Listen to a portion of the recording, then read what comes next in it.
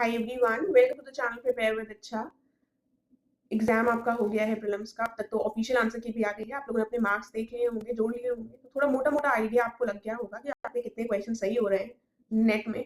लेकिन यहाँ पर एक सबसे बड़ी दुविधाजनक बात यह है कि कई सारे जो आंसर्स आयोग ने दिए हैं वो थोड़े से कॉन्ट्रोवर्शियल है। ठीक है, हालांकि आयोग उनको मानेगा नहीं मानेगा वो सारी बात की बातें हैं, लेकिन 2-3 क्वेश्चन जैसे अंडर डेवलप्ड इकोनॉमी भारत को मान लेना, कैसे मान लिया भाई? मतलब ये सारे आंसर्स तो बिल्कुल ही गलत है। एक जो ग्लोबल साउथ वाला जो समिट था, वॉइस ऑफ ग्लोबल साउथ, उसमें रीसेंट शब्द के साथ अगस्त में हुआ है कि अप्रैल में हुआ है, तो ये सारे क्वेश्चंस के आंसर्स गलत हैं। देखिए, आयोग मानेगा या नहीं मानेगा ये आपके हाथ में नहीं है, लेकिन आपके हाथ में ये है कि आपको जो लग रहे हैं क्वेश्चंस उनके लिए भेजिएगा जरूर अपनी तरफ से। हमें अपना कर्म जरूर करना है, ये नहीं कि वो भेज देगा तो सही हो जाएगा। अगर आपका गलत हो रहा है और आपको लग रहा है कि चीज सही नहीं है, तो स्टेप लीजिए और अपनी तरफ से जहां पर भी आपको लग रहा है उसको जरूर भेजिएगा। पहली बात ये। दूसरी बात, नो डाउट पेपर टफ था।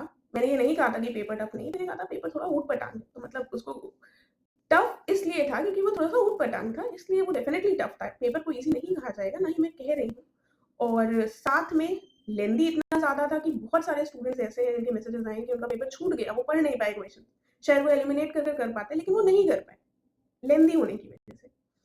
तो बहुत सारे रीज़न्स हैं जिसकी वज़ह से पेपर टफ था। और सीट्स अभी तक जैसा चलता आ रहा है कि सीट्स जहाँ तक ज़्यादा ही होंगी। एकदम से एक हवा ये भी आ गई है कि सीट्स कम होंगी, उसके बारे में मैं कुछ नहीं बोलूँगी क्योंकि मुझे उसका आइडिया नहीं है। बस ये डेफ़िनेटली है कि अगर सीट्स बढ़ती हैं, जिस हिसाब से सब लोग अभी तक कह रहे थे कि हाँ, 950 1100 सीट्स होंगी, उस रेंज में अगर सीट्स रहती हैं तो कट ऑफ इस बार अनप्रेसिडेंटेड रहने वाला है, नो डाउट इन दैट। अब अनप्रेसिडेंटेड में ये भी नहीं है कि वो 65 क्वेश्चन सही हो जाएगा। मुझे ऐसा लगता है मेरे एक्सपीरियंस के हिसाब से, मतलब ऐसा नहीं है कि मैंने बोल दिया तो वो बिल्कुल ही सही होगा। ठीक है? फिर भी ऊपर-नीचे हो सकता है, बिल्कुल हो सकता है, लेकिन मुझे ऐसा लगता है कि ये 77-78 क्वेश्चंस या फिर मैक्सिमम 75 प्लस क्वेश्चंस जाएगा इन केस सीट्स ज़्यादा बनी रहती हैं। ठीक है? और भगवान करे 70 प्लस क्वेश्चंस हो जाए ताकि ज़्यादा से ज़्यादा लोग मेंस देने का लोगों को मौका मिल सके। ठीक है? तो मतलब मैं ऑब्वियसली चाहूँगी कि कम ही जाए ताकि आप सभी लोग पढ़ें और सभी लोग मेंस दें। राइट? देखो, अब पहला काम हो गया, आयोग के ऑफिशियल आंसर की से जो भी आपको डाउट्स हैं आपने उनको भेज दिया। ठीक है? दूसरा काम ये है कि अब थोड़ा-सा सारी चीज़ों को बंद कर दिया जाए। कट ऑफ का एनालिसिस और ये इसी के पीछे मत भागते रहिए, वरना जितने लोग हैं उतने लोग अलग-अलग कट ऑफ बताएँगे और आप सारा टाइम इसी में वेस्ट कर देंगे। ठीक है? थोड़ा-सा तसल्ली रख दीजिए। आपने अपना कर्म कर लिया है, अब अगला स्टेप ये है कि अब आप जो आपका दूसरा कर्म होना चाहिए, आपकी मेंस की प्रिपरेशन, वो आपको करनी है। देखिए, आपके मार्क्स चाहे जितने भी आ रहे हो, आप ऐसी कंडीशन में है कि आप पास हो रहे हैं, आप ऐसी कंडीशन में आप फेल हो रहे हैं। दोनों ही सिचुएशंस में आपको करना मेंस ही है, क्योंकि अगर अभी मेंस नहीं किया तो मेंस कब करो? फिर मई में अगर प्रीलिम्स हो जाएगा या फिर आपका यूपीएससी का प्रीलिम्स होगा या फिर आप आरओ दे रहे होंगे उसका प्रीलिम्स होगा, फिर वो एग्ज़ाम आएगा, फिर आप उसको पढ़ लेंगे। मेंस का टाइम कहाँ है? ठीक है? तो ये टाइम वो है, जो भी आपके के मार्क्स आ रहे हैं, जो भी आपका कट ऑफ क्लियर हो रहा है, नहीं हो रहा है, आपको करना मेंस है। ठीक है? मतलब आपको ये लग सकता है कि अभी तो हमारा प्रीलिम्स ही नहीं क्लियर हो पा रहा है, हम प्रीलिम्स में ही नहीं अच्छे हैं। देखो, प्रीलिम्स और मेंस की दोनों की चीज़ें एक साथ चलती हैं और ये बेस्ट टाइम है जब आप प्रीलिम्स से फुर्सत पाए हैं तो आप मेंस पढ़ें। वरना अगर भगवान ने चाहा आपका प्रीलिम्स क्वालीफाई हो जाता है, तो आप फिर खाली हाथ खुद को महसूस करेंगे क्योंकि आपके पास कुछ भी नहीं होगा कि आप मेंस क्वालीफाई कैसे करें।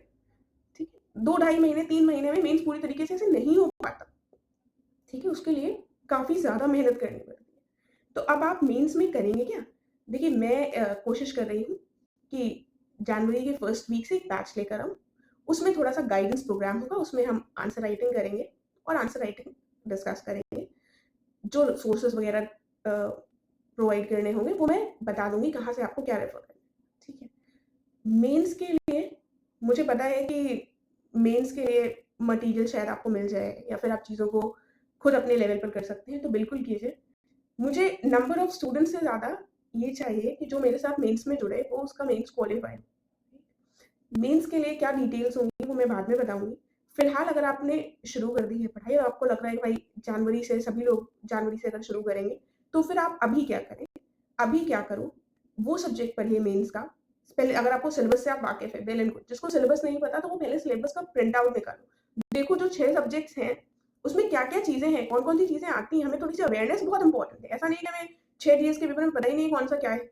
तो हमें सारे सिलेबस का सब कुछ पता होना चाहिए, सारे सिलेबस को रखो। सिलेबस मेंस का अपने पास रखना इज़ वेरी इंपॉर्टेंट।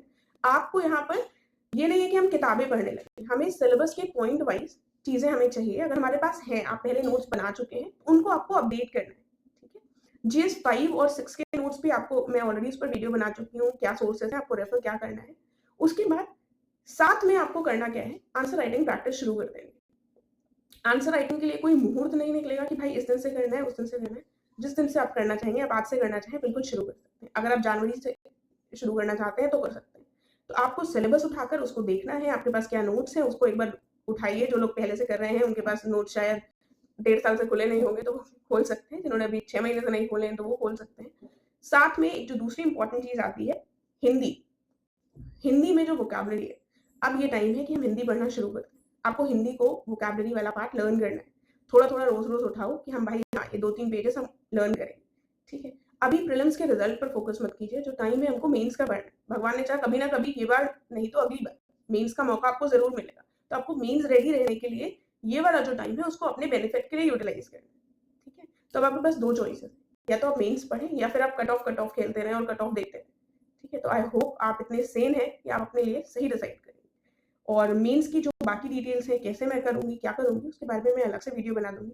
फिलहाल का जो डाउट है कि कौन मेंस पढ़े, कौन प्रीलिम्स पढ़े, तो सभी को मेंस पढ़ना है, ठीक है? और इसके अलावा अगर आप नए जुड़ रहे हैं चैनल से, तो प्लीज़ सब्सक्राइब कर लीजिएगा। अगर आपको कोई और डाउट है, तो आप यहाँ कमेंट कर सकते हैं या फिर मुझसे टेलीग्राम चैनल के माध्यम से जुड़कर वहाँ पर अपने डाउट्स पूछ सकते हैं। Thank you so much.